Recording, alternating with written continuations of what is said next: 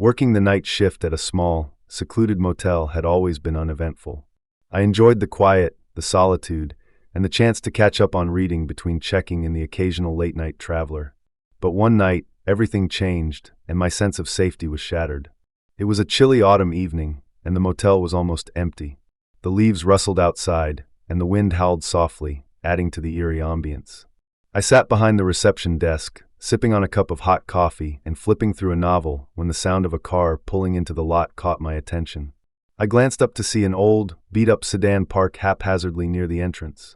A man stepped out, his movements jerky and unsteady. He looked disheveled, his clothes wrinkled and dirty, and his hair a tangled mess. I watched as he approached the door, feeling a twinge of unease. The door swung open, and the man stumbled inside. He paused for a moment, his eyes darting around the lobby before finally settling on me. There was something off about him, something that made my skin crawl. "Good evening," I greeted, forcing a smile. "How can I help you?" He approached the desk, his eyes wild and unfocused.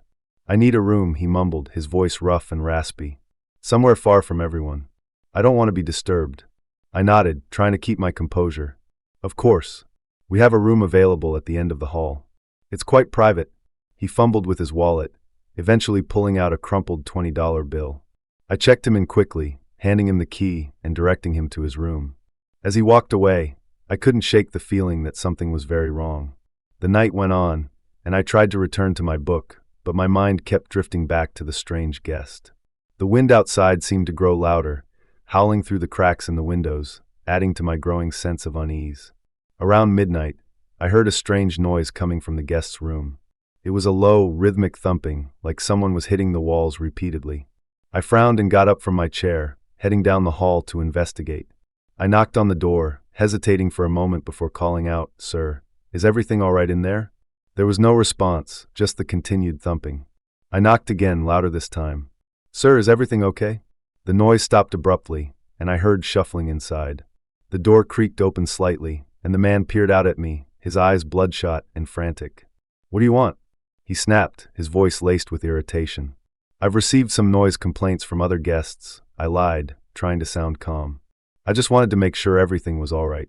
He glared at me for a moment before nodding. "Everything's fine. Just leave me alone." The door slammed shut, and I stood there for a moment, my heart pounding in my chest. I walked back to the reception desk, my mind racing with thoughts of what might be happening in that room. The thumping resumed, and I decided to keep a close eye on the situation. An hour later, I received a call from one of the other guests. They were complaining about the noise coming from the same room. I assured them I was handling it and hung up, feeling a knot of anxiety forming in my stomach. I approached the room again, my nerves on edge. This time, the door was slightly ajar, and I could see into the room. What I saw made my blood run cold. The walls were covered in strange, disturbing drawings, figures and symbols that made no sense, scrawled in what looked like blood. The furniture was overturned, and the room was in complete disarray, but the man was nowhere to be seen. I pushed the door open fully, stepping inside cautiously. The smell of sweat and something metallic filled the air. My eyes scanned the room, and that's when I saw him. He was standing in the corner, facing the wall, muttering to himself. His hands were covered in blood, and he held a small, jagged piece of glass. He didn't seem to notice me as he continued to draw on the wall, his movements frantic and desperate. "Sir," I said, my voice shaking. "You need to stop this right now." He turned to face me, his eyes wide with madness. "They're coming for me," he whispered, his voice trembling. "I have to finish before they get here." I backed away slowly, my heart racing. "Who's coming for you?" He didn't answer, just continued to mutter and draw, his actions becoming more erratic. I knew I had to get out of there and call the police. I ran back to the reception desk, my hands shaking as I dialed 911. "Please, I need help," I said, my voice barely above a whisper. "There's a man in one of the rooms. He's dangerous." The operator assured me that officers were on their way and instructed me to stay safe and keep an eye on the man from a distance. I hung up and kept a watchful eye on the hallway, praying that the police would arrive soon. The minutes felt like hours as I waited, the tension in the air growing thicker with each passing second. I heard the man's muttering grow louder, his voice rising to a frantic pitch. Suddenly, there was a loud crash, and I saw him sprint down the hallway, running toward the exit. I ducked behind the desk, my heart pounding in my ears. The door burst open, and he ran outside, disappearing into the night. Minutes later, the police arrived, their flashing lights illuminating the darkness. I ran outside to meet them, explaining everything that had happened. The officers searched the area and eventually found the man hiding in the woods nearby. He was taken into custody, and I later learned that he had escaped from a mental health facility earlier that day. The ordeal left me shaken to my core. For weeks, I couldn't sleep properly, haunted by the memory of the man's wild eyes and the blood-soaked drawings. The motel felt different now, the sense of safety and solitude replaced by a lingering fear. I installed new security measures and made sure to never be alone during night shifts again. The experience taught me the importance of vigilance and being prepared for the unexpected. If there's one thing I've learned from that night, it's that you can never be too cautious. Trust your instincts, and if something feels off, don't ignore it. Always take the time to ensure your safety, and never assume that danger is far away just because you're in a quiet, secluded place. The night shift at a mid-range hotel had always been a quiet, almost monotonous job. Most nights, I would handle any guest requests, and spend the rest of the time reading or watching TV in the lobby.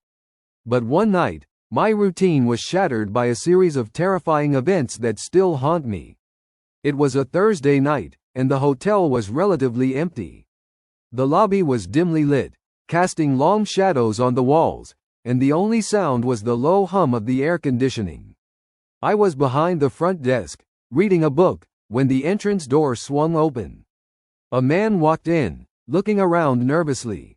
He was in his late 40s, with a scruffy beard and an unsettling intensity in his eyes. He approached the desk, his movements quick and jittery. "Good evening," I greeted him with a forced smile. "How can I help you?" "I need a room," he replied, his voice low and raspy. "Something on the top floor, if possible." "Of course," I said, typing his information into the computer. "Do you have a reservation?" "No," he said, shaking his head. "I'm just passing through." I nodded and checked him in, assigning him a room on the top floor as requested. As I handed him the key, I couldn't shake the feeling that something was off about him. His eyes darted around the lobby, and he seemed constantly on edge. "Enjoy your stay," I said, trying to sound cheerful. He muttered a thank you and hurried to the elevator, glancing back at me one last time before disappearing behind the closing doors. I sighed, trying to push the unease from my mind and return to my book. An hour later, I heard the phone ring. I picked it up, and a familiar voice greeted me. It was the man from room 503. "Hey, can I get some extra towels?" he asked, his voice shaky. "Sure thing. I'll bring them up to you," I replied, grabbing a few towels from the storage room. I took the elevator to the 5th floor, the dim lighting and quiet halls making me feel even more uneasy. I reached room 503 and knocked on the door. There was a pause, and then the door creaked open slightly, just enough for the man to peer out at me. "Here are your towels," I said, holding them out.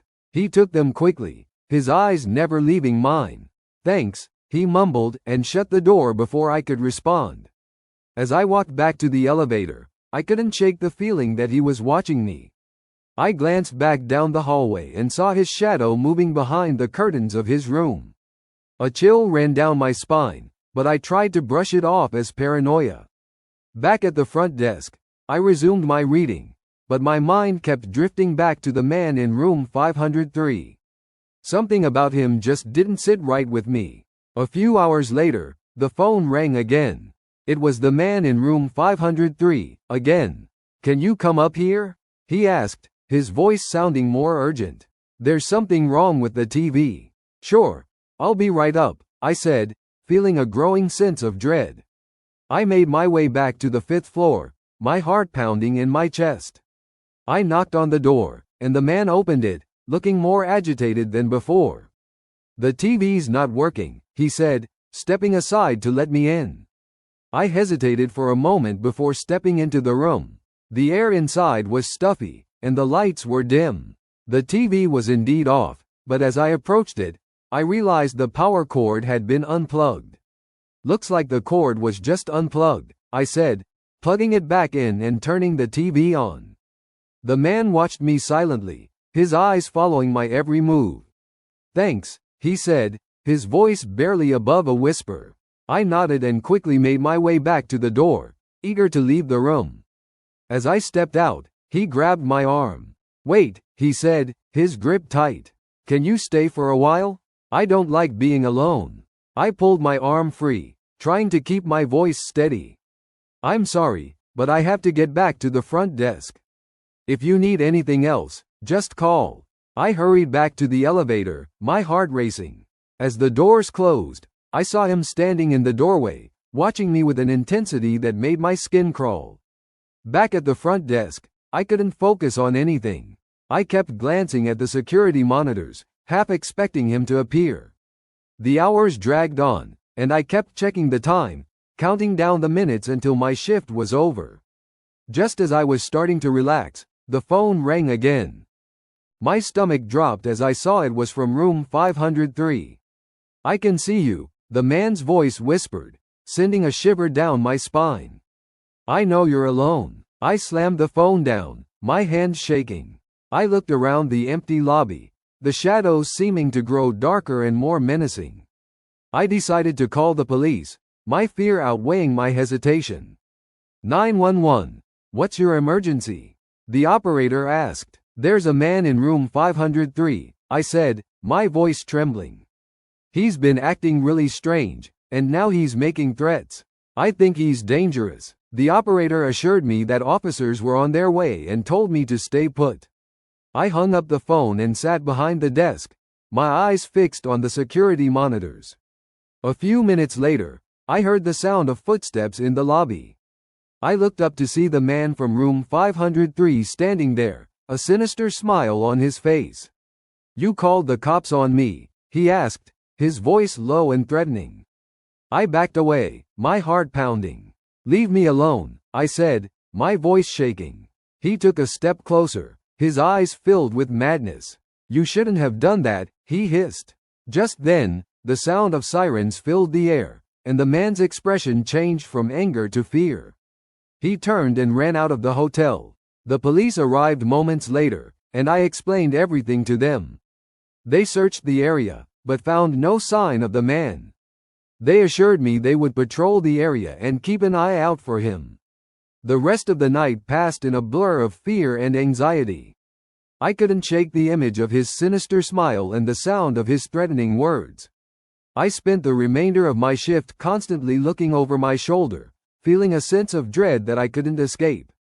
I requested to be transferred to the day shift, unable to face another night in the hotel alone. The experience left me shaken, and I realized how quickly a seemingly safe environment could turn into a nightmare.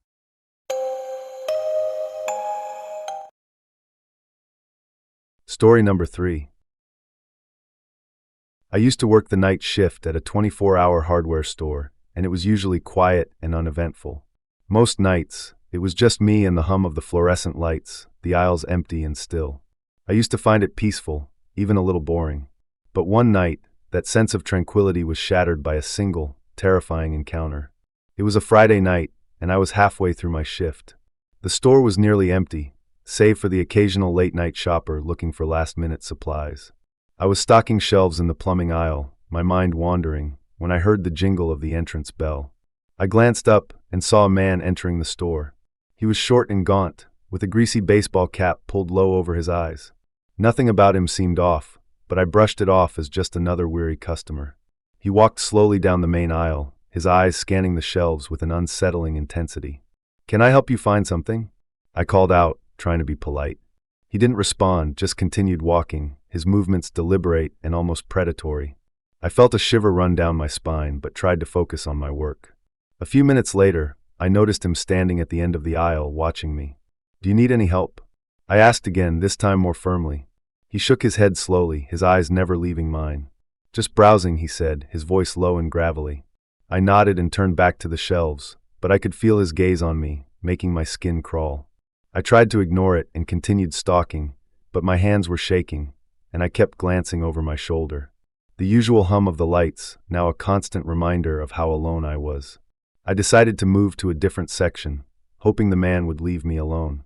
I walked over to the main aisle, but after a few minutes, I saw him again, standing at the end, just watching. My unease grew with every passing minute. He didn't seem interested in shopping, only in following me. I thought about calling my manager, but I didn't want to overreact. Still, something about this man felt dangerous. The minutes stretched into an hour, and he continued to follow me, his presence like a dark shadow. Finally, I decided I had had enough. I walked over to the customer service desk and picked up the phone to call security. As I dialed, the man approached the desk, his eyes fixed on me. "What are you doing?" he asked, his voice a menacing whisper. I forced a smile, trying to keep my voice steady. "Just calling my manager. Can I help you with something?" He leaned in closer, his breath hot and sour. "I told you, I'm just browsing. You don't need to call anyone." My heart raced, and I could feel the cold sweat on my forehead. "It's just a routine check," I said, trying to sound casual. "Company policy." He stared at me for a long moment, his eyes boring into mine, before finally backing away. I quickly called security, explaining the situation in a hushed tone. They assured me someone would be there shortly. As I waited, I kept a close eye on the man, who had now moved to the tool section. He picked up various items, examining them before setting them down, all the while glancing in my direction. The tension was palpable, and I felt a growing sense of dread. Finally, the security guard arrived, a burly man named Mike. He walked over to the man and spoke to him quietly, his demeanor firm, but professional. The man seemed to argue for a moment before throwing his hands up in frustration and storming out of the store. Mike walked over to me, his expression serious. "You okay?" he asked. I nodded, my knees feeling weak with relief. "Yeah, thanks." He was really creeping me out. "You're not the first to complain about him," Mike said. "We've had reports from other stores in the area. If you see him again, don't hesitate to call us." I thanked him and tried to get back to my work, but the fear lingered. Every sound made me jump, and I kept glancing over my shoulder, half expecting the man to return. A few nights later, I was closing up the store when I heard a noise outside. I peeked through the window and saw the same man standing across the street, just watching. My heart raced, and I quickly locked the doors, my hands trembling. I called Mike again, but by the time he arrived, the man was gone. The police were called, and I gave them a description, but there wasn't much they could do without more evidence. The sense of vulnerability and fear grew with each passing day. I started seeing the man everywhere, on my way to work, in the parking lot, even in my dreams. The constant fear was overwhelming, and I knew I couldn't keep living like this. One night, I decided to confront him. I waited outside the store after my shift, my heart pounding with a mix of fear and determination. Sure enough, he appeared, standing in the shadows across the street. I walked over to him, my hands clenched into fists. "Why are you following me?" I demanded, my voice shaking.